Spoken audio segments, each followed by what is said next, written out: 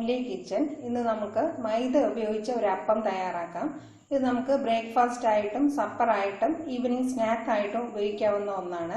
ഇതിനു വേണ്ട ഇൻഗ്രീഡിയൻസ് എന്തൊക്കെയാണെന്ന് നോക്കാം. മൈദ ഞാൻ മെഷർമെന്റ് കപ്പിൽ 2 കപ്പ് അളന്നെടുത്തിട്ടുണ്ട്. പാല് 1 കപ്പ് എടുത്തിട്ടുണ്ട്. ഇത് കാച്ചിയ പാലല്ല, അല്ലാത്ത പാലാണ് 1 കപ്പ് എടുത്തിട്ടുള്ളത്. അപ്പം 1 കപ്പ് പാല് ചിലപ്പോൾ നമുക്ക് തികയത്തില്ല, അതിനുശേഷം കുറച്ചും കൂടെ നമുക്ക് ചിലപ്പോൾ ചേർക്കേണ്ടി വരും. പക്ഷെ ഞാനിവിടെ ഏകദേശം 1 കപ്പ് തികയെന്നുള്ള രീതിയിലാണ് എടുത്തു വച്ചിരിക്കുന്നത്. പിന്നെ വേണ്ടത് 3 ടീസ്പൂൺ പഞ്ചസാര, ആവശ്യത്തിന് ഉപ്പ്, 1/2 ടീസ്പൂണോളം ജീരകം എടുത്തിട്ടുണ്ട്, 2 നുള്ള് ഉപ്പ് എടുത്തിട്ടുണ്ട്, 1 മുട്ട എടുത്തിട്ടുണ്ട്. നമ്മൾ മുട്ടയും കൂടെ ചേർക്കുന്നതുകൊണ്ട് കൃത്യമായിട്ട് പാലിൻ്റെ അളവ് നമ്മൾ തയ്യാറാക്കി നോക്കുമ്പോഴാണ് അറിയാൻ പറ്റുന്നത്. ഏകദേശം ഒരു ദോശമാവിനേക്കാൾ അത്ര കട്ടിയിലുള്ള മാവാണ് നമ്മൾ തയ്യാറാക്കുന്നത്. ഒരുപാട് ലൂസായിട്ടുള്ള മാവല്ല നമുക്ക് വേണ്ടത്. നമ്മളിത് മിക്സിയിൽ അടിച്ചാണ് ഈ മാവ് തയ്യാറാക്കുന്നത്. ഇതിപ്പോൾ ഞാൻ ഈ അപ്പത്തിൻ്റെ മധുരം ചേർത്ത് ചെയ്യുന്ന വേർഷനാണ് പറയുന്നത്. ഇതേ അപ്പം തന്നെ നമുക്ക് മധുരത്തിൻ്റെ അളവ് കുറച്ചിട്ട്, മധുരത്തിൻ്റെ അളവ് ഞാനിവിടെ 3 ടീസ്പൂണാണ് ഉപയോഗിക്കുന്നത്. അതൊരു 1/4 ടീസ്പൂൺ ആക്കിയിട്ട് അല്ലാത്ത രീതിയിലും ചെയ്തെടുക്കാം. നമുക്ക് അതിൻ്റെ കൂടെ ഏതെങ്കിലും എരിവുള്ള കറികൾ കൂട്ടി കഴിക്കാവുന്നതാണ്. ഈ രീതിയിൽ ഞാൻ മധുരം ചേർത്ത് തയ്യാറാക്കുന്ന അപ്പത്തിന് തേങ്ങാപ്പാലും കൂടെ കൂട്ടി കഴിക്കാവുന്നതാണ്.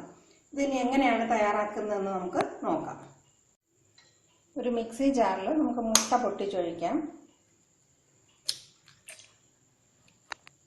അതിൻ്റെ കൂടെ പഞ്ചസാരയും ഉപ്പും കൂടെ ചേർത്ത് മിക്സിയിലിട്ട് നന്നായിട്ടൊന്ന് അടിച്ചെടുക്കാം.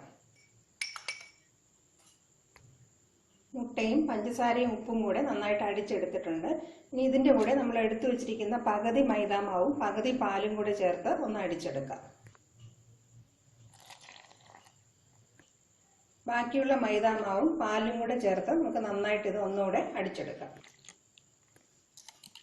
എല്ലാം കൂടെ നന്നായിട്ട് അടിച്ചെടുത്തിട്ടുണ്ട്. നമുക്കിപ്പോൾ ഒരു നല്ല തിക്കായിട്ടുള്ള ബാറ്ററാണ് കിട്ടിയിട്ടുള്ളത്. ഇനിയിപ്പോൾ ഈ മാവ് ഒരു 20 മിനിറ്റ് റെസ്റ്റ് ചെയ്യാനായിട്ട് നമുക്കൊരു പാത്രത്തിൽ ഒഴിച്ചു വയ്ക്കാം. അതിൻ്റെ കൂടെ നമ്മൾ എടുത്തു വെച്ചുള്ള 2 നുള്ളു സോഡാപ്പൊടിയും ജീരകവും കൂടെ ചേർത്ത് നന്നായിട്ട് മിക്സ് ചെയ്ത് അടച്ചു വെച്ച് ഒരു 20 മിനിറ്റ് മാറ്റി വയ്ക്കാം. അതിനുശേഷം നമുക്ക് നോക്കിയിട്ട് ആവശ്യമുണ്ടെങ്കിൽ മാത്രം പാല് ചേർത്ത് കൊടുക്കാം. നമ്മൾ ഓൾറെഡി 3 ടീസ്പൂൺ പഞ്ചസാര ചേർത്തിട്ടുള്ളതുകൊണ്ട് കുറച്ച് സമയം കഴിയുമ്പം മാവ് കുറച്ചും കൂടെ ഒന്ന് ലൂസ് ആകാൻ ചാൻസ് ഉണ്ട്. അതുകൊണ്ട് നമ്മൾ അപ്പം തയ്യാറാക്കുന്നതിന് തൊട്ട് മുമ്പ് മാത്രം ആവശ്യമുള്ള പാല് വേണമെങ്കിൽ ചേർത്ത് കൊടുക്കാം. ജീരകവും 2 നുള്ള് സോഡാപ്പൊടിയും കൂടെ ചേർത്ത് നന്നായിട്ട് മിക്സ് ചെയ്ത് നമുക്കിത് അടച്ചു വയ്ക്കാം.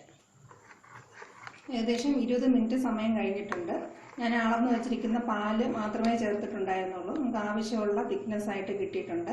എക്സ്ട്രാ ആയിട്ട് പാല് ചേർക്കേണ്ടി വന്നില്ല. ഈ ഒരു തിക്നെസ്സിന് വേണം നമ്മുടെ ബാറ്റർ വേണ്ടത്. ഏകദേശം ദോശമാവിൻ്റെയും ഇഡ്ഡലി മാവിൻ്റെയും ഇടയിലുള്ളൊരു പരുവത്തിലാണ് ഇതിനുള്ള മാവ് തയ്യാറാക്കി എടുക്കേണ്ടത്. ഇനി നമുക്കിത് അപ്പം തയ്യാറാക്കി തുടങ്ങാം. ഒരു പരന്ന നോൺ സ്റ്റിക്ക് പാനാണ് ഞാനിതിന് ഉപയോഗിക്കുന്നത്. നോൺ സ്റ്റിക്ക് പാൻ ആദ്യം നന്നായിട്ട് ചൂടാക്കണം. നന്നായിട്ട് ചൂടായതിന് ശേഷം വേണം അപ്പം ഒഴിച്ചു കൊടുക്കാനായിട്ട്. ഒരു തവി മാവ് ഒഴിച്ചു കൊടുത്തിട്ട് അത് പരത്തി കൊടുക്കേണ്ട ആവശ്യമില്ല. അത് തന്നെത്താനെ ഒന്ന് സ്പ്രെഡ് ആയിക്കോളും. അതിൻ്റെ രീതിയിലായിട്ടൊന്ന് അതിനെ സ്പ്രെഡ് ചെയ്യാൻ അനുവദിച്ചാൽ മതി. എന്നിട്ട് ഒരു ചെറിയതായിട്ടൊന്ന് ചൂട് വന്നതിന് ശേഷം ഫ്ലെയിം കുറച്ചിട്ട് നമുക്ക് അടച്ചു വെച്ചിത് വേവിച്ചെടുക്കാം. പാൻ നന്നായിട്ട് ചൂടായിട്ടുണ്ട്. കൃത്യമായിട്ടും ഒരു തവി മാവ് എടുത്തിട്ട് അതിൻ്റെ നടുക്കോട്ട് ഇങ്ങനെ ഒഴിച്ചു കൊടുക്കുക. ചെറുതായിട്ട് ഒന്ന് വെന്ത് തുടങ്ങിയതിന് ശേഷം നമുക്ക് ഫ്ലെയിം കുറച്ച് വെച്ചിട്ട് അടച്ചു വെച്ച് വേവിക്കാം. ഈ അപ്പം തിരിച്ചിട്ട് നമ്മൾ വേവിക്കാറില്ല, ഒരു വശം മാത്രമേ വേവിച്ചെടുക്കാറുള്ളൂ. ചെറുതായിട്ടൊന്ന് വെന്ത് തുടങ്ങിയിട്ടുണ്ട്. ഈ സമയത്ത് നമുക്ക് അടച്ചു വയ്ക്കുകയും ചെയ്യാം, ഫ്ലെയിം മീഡിയത്തിലാക്കി വയ്ക്കുകയും ചെയ്യാം. അപ്പം നന്നായിട്ട് വെന്തിട്ടുണ്ട്. ഫ്ലെയിം കഴിവതും മീഡിയം ഫ്ലെയിമിൽ നിന്ന് പിന്നെ കുറച്ച് വെച്ച് വേണം തയ്യാറാക്കാൻ, ഇല്ലെങ്കിൽ അടിവശം കരിഞ്ഞു പോകാൻ ചാൻസ് ഉണ്ട്. അടുത്തത് നമുക്ക് ഗ്യാസ് ഒന്ന് ചൂടാക്കി ഫ്ലെയിം നന്നായിട്ട് കൂട്ടി വെച്ച് നന്നായിട്ട് ചൂടായതിനു ശേഷം അപ്പത്തിൻ്റെ മാവ് ഒഴിച്ചു കൊടുക്കാം.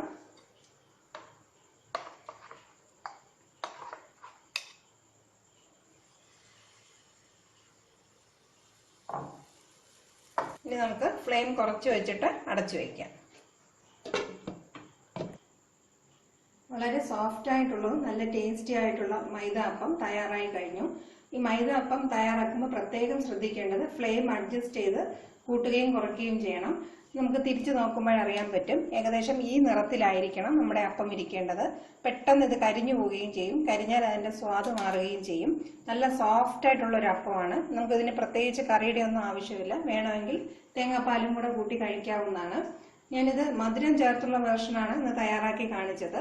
ഇതിന്റെ മധുരത്തിന്റെ അളവ് കുറച്ചിട്ട് 1-2 അല്ലി ചെറിയ ഉള്ളിയും കൂടെ ഒരു ചെറിയ കഷ്ണം പച്ചമുളകും കൂടെ ചതച്ച് ഇതിന്റെ കൂടെ ചേർത്ത് നമുക്ക് മൈദ അപ്പം എരിവുള്ള രീതിയിൽ തയ്യാറാക്കി എടുക്കാവുന്നതാണ്. അത് ഏതെങ്കിലും കറിയും കൂടെ കൂട്ടി കഴിക്കാൻ നല്ല സ്വാദായിരിക്കും. പക്ഷെ ഇതിനകത്ത് നമ്മൾ 3 ടീസ്പൂൺ പഞ്ചസാര ചേർത്തിട്ടുണ്ട്. മധുരം അത്ര വേണ്ടാന്നുള്ളവർക്ക് മധുരത്തിന്റെ അളവ് കുറച്ചിട്ട് ഉപ്പും വളരെ കുറച്ച് മധുരവും ചേർത്ത് വേണമെങ്കിലും തയ്യാറാക്കിയെടുക്കാം. ഈ ഒരേ അപ്പം തന്നെ നമുക്ക് 3 രീതിയിലായിട്ട് തയ്യാറാക്കിയെടുക്കാം. ഇതെല്ലാവരും തീർച്ചയായിട്ടും പരീക്ഷിക്കുക. ഇത് കുട്ടികൾക്ക് വളരെയധികം ഇഷ്ടപ്പെടുന്ന റെസിപ്പി ആയിരിക്കും. നമുക്കിത് ബ്രേക്ക്ഫാസ്റ്റിനും സപ്പറിനും ഈവനിങ് സ്നാക്കായിട്ട് ഉപയോഗിക്കാവുന്ന ഒന്നാണ്. ഈ റെസിപ്പിയെ കുറിച്ചുള്ള കമന്റ്സ് എനിക്ക് തീർച്ചയായിട്ടും അറിയിക്കുക. എൻ്റെ ചാനൽ സബ്സ്ക്രൈബ് ചെയ്യാനും മറക്കാതിരിക്കുക. Thank you for watching my video.